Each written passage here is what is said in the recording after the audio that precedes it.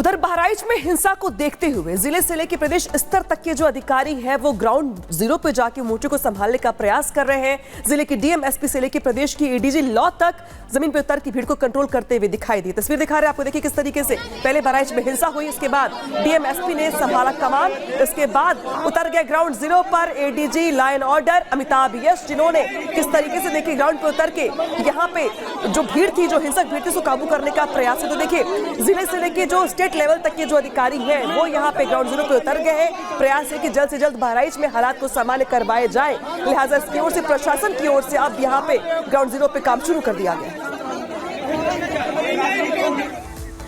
तो सवाल यह है कि क्या बहराइच में दंगे की साजिश थी और अब उत्तर प्रदेश की योगी सरकार किस तरीके से एक्शन में नजर आ रही है, पुलिस महकमा एक्शन में नजर आ रहा है, यहां तक कि अब सिचुएशन को कंट्रोल करने के लिए और एक बड़ा सबक सिखाने के लिए खुद एसटीएफ चीफ अमिताभ यश उतर आए हैं ग्राउंड पर। और कैसे अब चीजों को कंट्रोल किया जा रहा है रिपोर्ट में दिखाते हैं।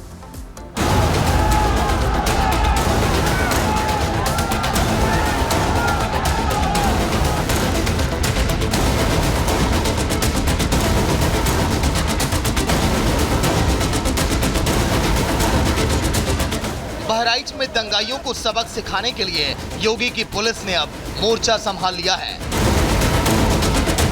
बहराइच को दंगे की आग में झोंकने के लिए उपद्रवी आमादा दिखे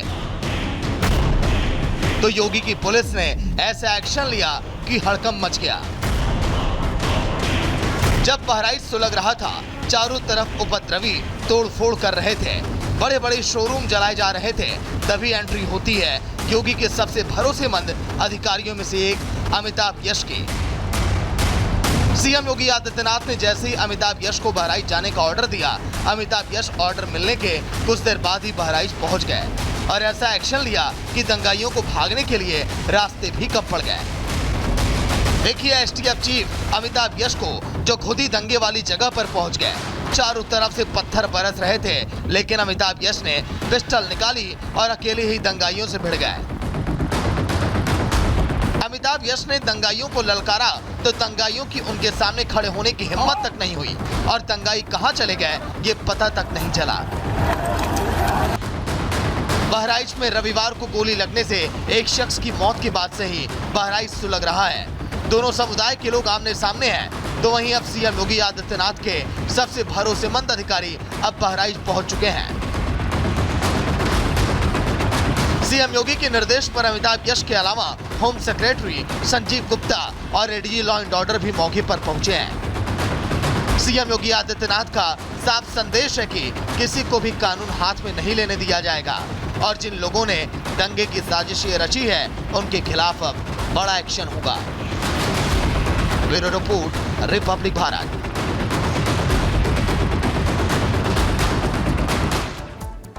तो बहराइच की घटना पर जिस समय वहां पर हालात हैं, पूरे देश की इस समय नजर है। लगातार लोगों के रिएक्शन आ रहे हैं। अगर हम बात करें वीएचपी के संयुक्त महामंत्री सुरेंद्र जैन ने क्या कुछ कहा है, सुनिए आप।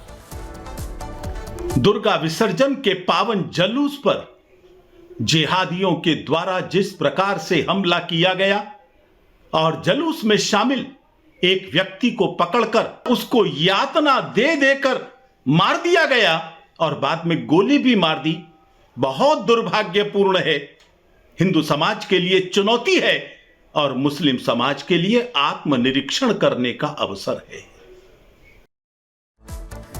तो बहराइच में टेंशन है, लेकिन अब एक्शन में मुख्यमंत्री योगी आदित्यनाथ आ गए हैं, लिहाजा अब आला अधिकारियों को ग्राउंड पर उतार दिया गया है। हालांकि इस बीच क्या कुछ रहा अपडेट बताते हैं आपको, किस तरीके से यहाँ पे अधिकारियों की ओर से प्रयास किया जा रहा है हालात को काबू करने के लिए। पूरा का पूरा मामला दरअसल क्या समझ लीजिए, मूर्ति विसर्जन के दौरान फायरिंग का पूरा मामला है, जिसके बाद बवाल बढ़ते बढ़ते इतना बढ़ गया कि जमकर तोड़फोड़ आगजनी की गई। बहराइच के मामले में योगी सरकार ने एक्शन लिया, एक्शन लेने के साथ ही यहाँ पे हालात को काबू करने का प्रयास किया गया। हरदी थाना प्रभारी और चौकी इंचार्ज को सस्पेंड करके कार्रवाई की गई। जो पुलिस वाले वहां पर मौजूद थे, लापरवाही बरती गई जिनकी ओर से, उन पर एक्शन लिया गया। पुलिस ने 25 से ज्यादा आरोपियों को धर दबोचा है, यानी कि जो उपद्रवी है उनमें से 25 को हिरासत में ले लिया गया है। सीसीटीवी के आधार पर आरोपियों की जो तलाश है वो यहां पे जारी है, क्योंकि जो लोग सीसीटीवी में कैद हुए हैं, उपद्रव करते हुए, दंगा करते हुए, उनको पकड़ने की तैयारी यहां पे की जा रही है। माहौल खराब करने वालों पर कार्रवाई करने को लेकर मुख्यमंत्री की ओर से साफ साफ निर्देश दिए जा चुके हैं कि जो भी माहौल खराब करेगा उसे बख्शा नहीं जाएगा। तस्वीर दिखा देखिए किस तरीके से यहाँ पे यहाँ पे देखिए गाड़ी को पहले आग लगा दी गई, शोरूम को आग लगाया गया, मकान को आग लगाया। देखिए नई गाड़ी यहाँ पे धू धू करती जलती दिखाई दे रही है आपको। एक गाड़ी, दो गाड़ी, तीन गाड़ी, चार गाड़ी, कई गाड़ी ऐसी थी जो उस रास्ते में खड़ी थी और उनको एक के बाद एक उपद्रवियों ने आग के हवाले कर दिया। शोरूम तक को आग के हवाले कर दिया गया, हॉस्पिटल तक को आग के हवाले कर दिया गया। रास्ते में जो कुछ भी आया, चाहे वो बाइक हो, कार हो, शोरूम हो, सबको उपद्रवियों की ओर से आग के हवाले कर दिया गया। और शायद यही वजह है कि इसके बाद मुख्यमंत्री ने सख्ती दिखाई।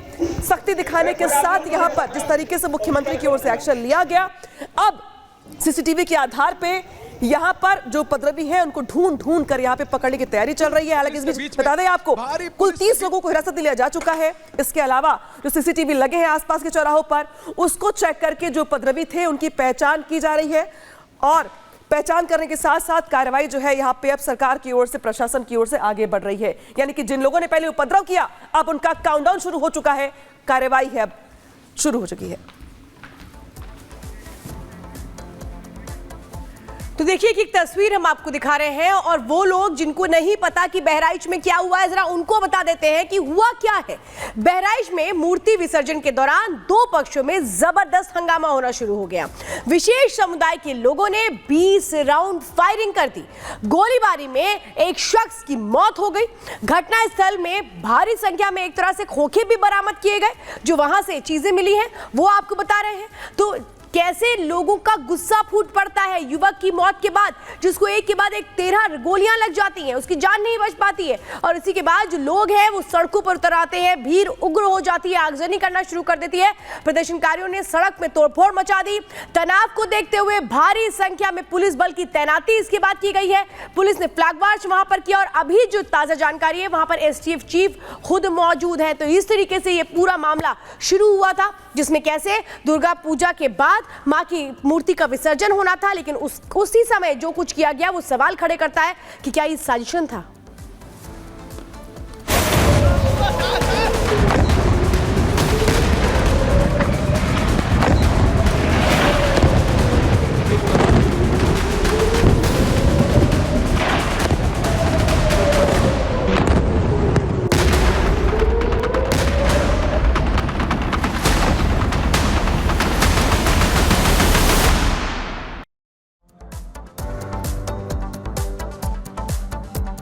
तो चलिए फिलहाल बड़ी खबर की बात करेंगे। इजराइल पर रॉकेट से हमला किया गया है। इजराइल पर रॉकेट से हमला किया गया। वहां पर हालात इस समय बहुत ज्यादा तनावपूर्ण बने हुए हैं। लेबनान की तरफ से अटैक, लेबनान से इजराइल पर देखिए रॉकेट दागे गए। वहां पर हालात इस समय बहुत ज्यादा तनावपूर्ण बन गए। इस महायुद्ध की आहट के बीच कई देशों में इसी तरह से हाल बहुत बुरा है। लोग सोच रहे हैं कि आखिर यह युद्ध पहुंचेगा कहां तक, क्योंकि विश्व के कई देशों पर इसका असर भी साफ तौर पर दिखाई दे रहा है।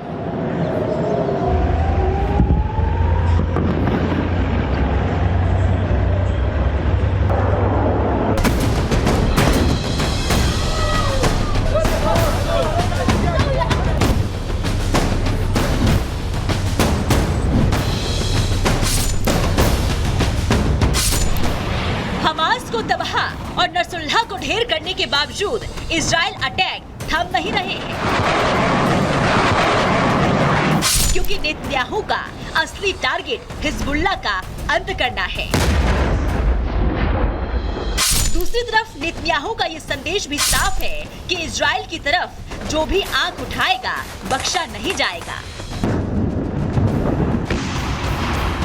इजराइल लगातार अपने दुश्मनों को निशाना बना रहा है, चाहे लेबनान हो, हूती विद्रोही हो या फिर ईरान। आईडीएफ लगातार उन पर एयर स्ट्राइक कर रहा है। गाजा में एयर स्ट्राइक की ये तस्वीर बताने के लिए काफी है कि जो आंख उठाएगा बख्शा नहीं जाएगा। दरअसल आईडीएफ की तरफ से गाजा में हवाई हमले किए गए। अटैक स्कूल पर था, जिसमें स्कूली बच्चों के साथ 20 लोगों की मौत हुई है। गाजा हो या फिर हिजबुल्लाह, इजराइल चुन चुन कर अपने विद्रोहियों का सफाया कर रहा है और इस हमले में बेकसूर लोग भी चपेट में आ रहे हैं। खामियां वहां के आम लोगों को भी भुगतना पड़ रहा है, तो पलटवार सामने से भी हो रहे हैं। हिजबुल्लाह की तरफ से दक्षिण हाइफा में इजराइल की गोलानी ब्रिगेड कैंप पर हमला किया गया, जिसमें 4 की मौत और करीब 7 लोग घायल हो गए।